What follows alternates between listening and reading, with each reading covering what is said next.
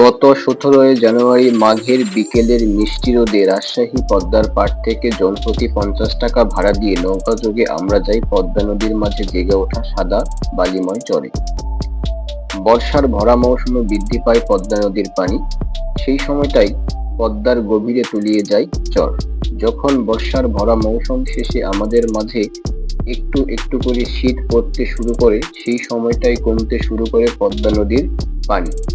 সঙ্গত কারণেই পদ্মা নদীর মাঝে জেগে উঠতে শুরু করে চর।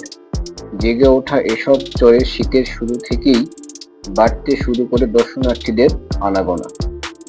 শুষ্ক মৌসুমে পদ্মা নদীর মাঝে জেগে ওঠা চরে দর্শনার্থীদের কথা মাথায় রেখে পদ্মা নদীর পাড়ে ঘাট তৈরি করে বেঁধে রেখেছেন অসংখ্য পর্যটকবাহী নৌকা।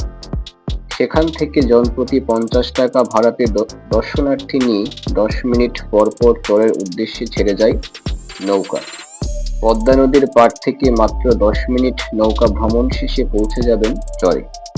পাড় থেকে চরে আসার পথে উপভোগ করতে পারবেন পদ্মা নদীতে নৌকা ভ্রমণের রোমাঞ্চকর অভিজ্ঞতা।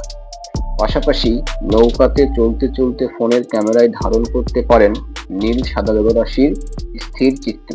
পদ্মা নদীতে নৌকা ভ্রমণের ১০ মিনিটের রোমাঞ্চকর অভিজ্ঞতা শেষে নৌকা থেকে চরে নেমে খালি পায়ে হাঁটতে পারেন সাদা বালুময় চরে। পদ্মা নদীর মাঝে জেগে ওঠা সাদা বালুময় চরে ভ্রমণ শেষে আমার অভিজ্ঞতা বলে সবচেয়ে আনন্দময় মুহূর্ত খালি পায়ে চরের সাদা বালিতে হাঁটা। চর ভ্রমণে এসব রোমাঞ্চকর অভিজ্ঞতার পাশাপাশি চাইলে চরে গিয়ে দেখতে পারেন নৌকা নিয়ে পদ্মা নদী থেকে মাঝিদের মাছ আহরণ। চাইলে কথা বলতে পারেন পদ্মা নদী থেকে মাছ আহরণকৃত মাঝিদের সাথে, শুনতে পারেন তাদের জীবনের সংগ্রামী গল্প।